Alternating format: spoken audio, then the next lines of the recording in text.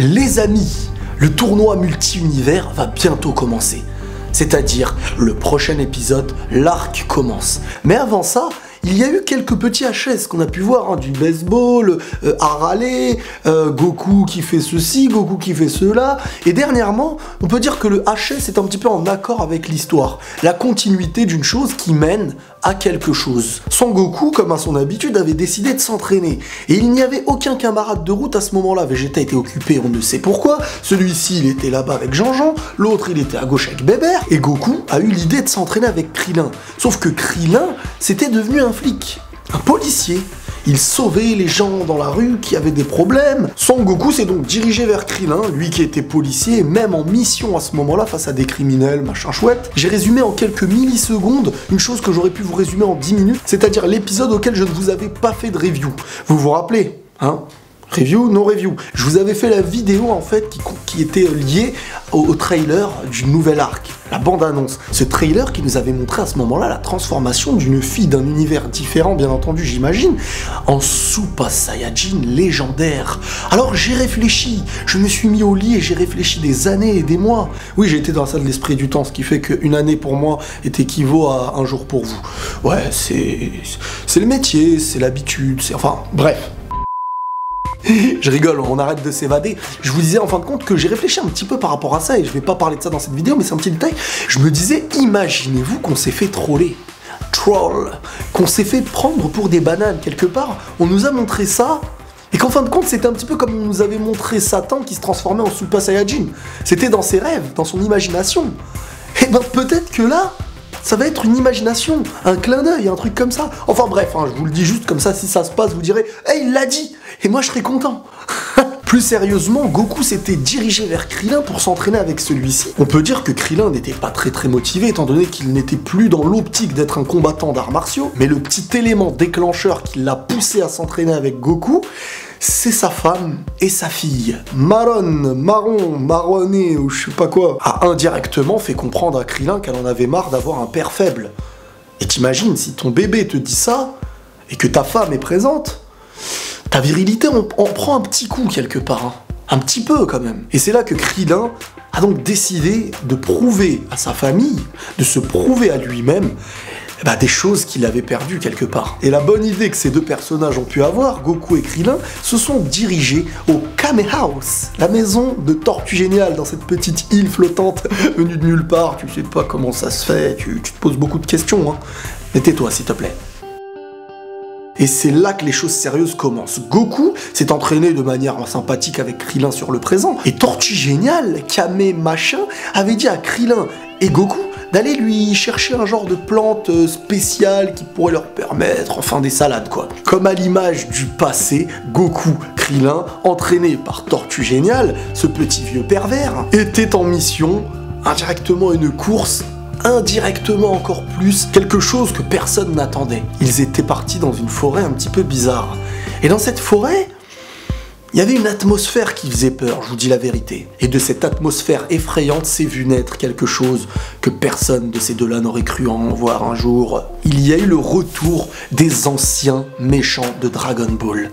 Mais quand je vous dis anciens, c'était beaucoup lié en fin de compte aux adversaires affrontés par les personnes présentes, mais surtout lié aussi à la peur de Krillin sur ce moment-là. Toutes les personnes du passé qui avaient pu tuer Krillin, ou le transformer en pierre, ou le transformer en chocolat, étaient présents.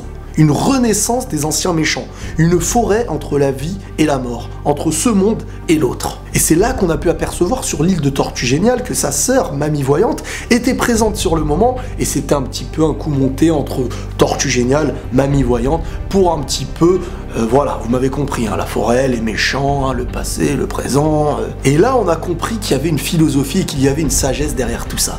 Pourquoi Krillin se voyait nez à nez avec celui qui l'avait tué pour la première fois? Tambourine. Ouais. Il s'appelle comme ça. Et je me rappelle très bien de ce passage-là, car quand j'étais petit, je lisais les mangas, et c'est une période qui m'avait beaucoup touché. On peut dire que le réel danger de Dragon Ball à mes yeux en tout cas, était venu à ce moment-là, lorsqu'on tue pour la première fois l'un des héros principaux, Krillin, qui s'est vu mourir après le tournoi lorsque Goku avait perdu face à Tenshin Han. Tambourine qui était un serviteur du grand Piccolo, le démon Piccolo de l'époque, celui qui voulait la jeunesse éternelle, et on peut dire encore une fois le premier grand méchant très dangereux pour l'histoire de la planète Terre de l'époque. Pour Krillin, Tambourine était le souvenir de celui qui lui avait retiré la vie pour la première fois. Mais ce n'était pas tout, sur le moment il y avait Freezer qui l'avait tué, Dabra qui l'avait transformé en statue de pierre, Majin Buu qui les avait transformés en chocolat. Krillin devait faire clairement face à sa propre peur pour affronter des ennemis. Bien que Goku n'était pas trop dans la crainte mais plutôt dans le questionnement, il n'y avait pas trop de problème avec lui, mais l'épisode s'est tourné clairement dans l'avancée de Krillin, dans sa spiritualité du combat et dans sa propre personne. Pour devenir celui qu'il n'était plus, Krillin en fait devait puiser en lui des choses qu'il avait perdues. Sauf qu'à ce moment-là, Krillin était mort de peur, et pour en rajouter une goutte qui fait dégouliner le vase, je sais pas quoi, sa femme et sa fille avaient rejoint la maison de Tortue Géniale, et à distance, Tortue Géniale, Mamie Voyante, la fille de Krillin et sa propre femme, l'observaient dans la boule de Mamie Voyante. Et alors que la fille de Krillin demandait à sa maman pourquoi est-ce que papa est comme ça, C18 s'est vu lui répondre avec un sourire, cette phrase qui représentait la situation actuelle de Krillin. Ton père se bat avec lui-même.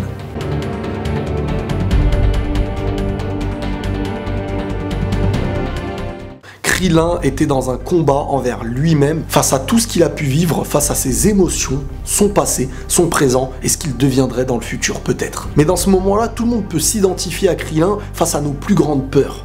Comment agir et comment les combattre? Est-ce que par la force on change nos faiblesses? Cet épisode nous montre que non. Et Krillin en a clairement fait l'expérience car il essayait avec Goku de les vaincre, mais il n'y avait pas de résultat. Et plus ils essayaient de les vaincre, plus les adversaires grandissaient et devenaient plus puissants. Krillin s'est même confié à Goku en expliquant qu'il n'était pas comme lui et que lui avait peur. Sur ses sentiments du présent, et par honte d'avoir peur, il a pris la fuite. Sauf que la forêt ne les laissait pas s'enfuir. La forêt grandissait et les ennemis grandissaient en même temps. Au fur et à mesure du combat, chacun de son côté se sont vus séparés pour affronter un petit peu leur propre danger.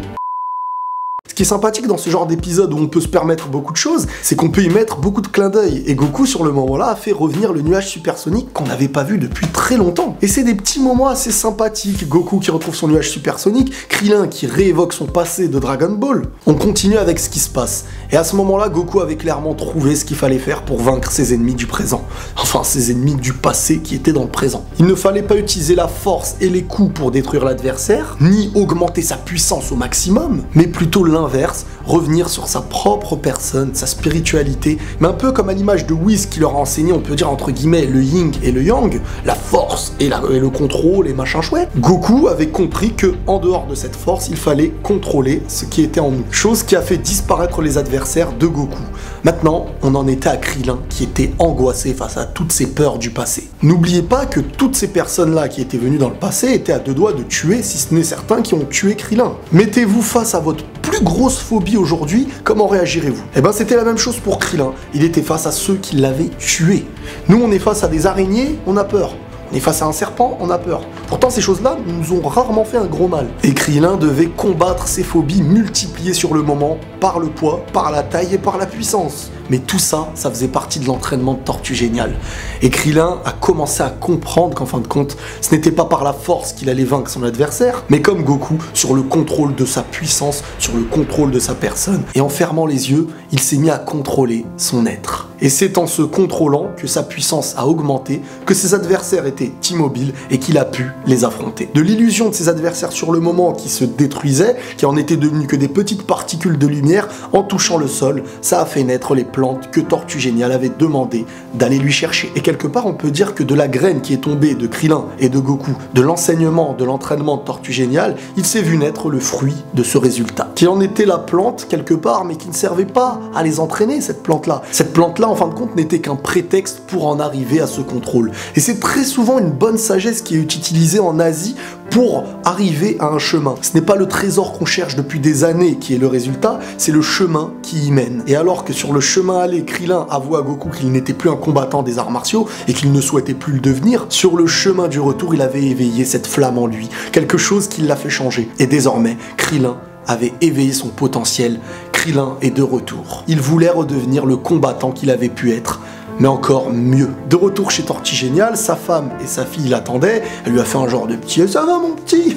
Non mais c'est quoi ce délire là? Non mais c'était mignon, il y avait les retrouvailles avec sa femme, sa fille, et Krillin avait un nouveau potentiel. Krillin était de retour, le combattant qu'on avait perdu. L'épisode se termine super bien, vous savez pourquoi? Parce que je trouve qu'il avait une coupe de cheveux tellement nulle, autant dans Dragon Ball Z après Cell, il avait une coupe qui je trouve qu'elle lui allait super bien avec le temps, autant cheveux rasés ça lui allait, mais autant cette coupe là elle ressemblait à rien.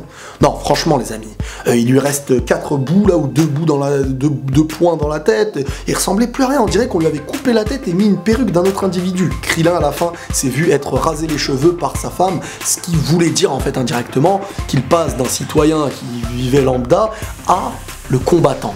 Un petit peu à l'image du Shaolin, lorsque Krillin est chauve, c'est un genre de combattant, un genre de Shaolin. Il reprend la tenue à Goku, se redevient chauve, voilà, tu vois, hein, vous m'avez compris. Voilà les amis, on termine avec ces petits HS qui étaient quand même un petit peu liés à l'histoire, je trouve cette fois-ci. Les choses sérieuses vont reprendre. La semaine prochaine, enfin si c'est bien la semaine prochaine, mais quoi qu'il arrive, le prochain épisode sera le début du prochain arc. L'arc du tournoi multi-univers, entre tous les univers, entre plein de combattants, entre peut-être des Saiyajins légendaires, comme on a pu le voir dans le trailer, entre peut-être un danger qui sera bien au-delà de tout ça, des nouveaux adversaires pour Goku, mais peut-être aussi pour Beerus, Whis, et peut-être encore plus pour des gens au-dessus d'eux. On se donne rendez-vous pour le prochain épisode pour une ambiance bien plus sérieuse, car ce sera le retour de tous nos persos pour ce tournoi. Les amis, n'hésitez pas à liker cette vidéo si elle vous a plu, n'hésitez pas à lâcher vos commentaires pour dire ce que vous en avez pensé, mais aussi ce que vous attendez. Prenez tous soin de vous, et la paix sur vous.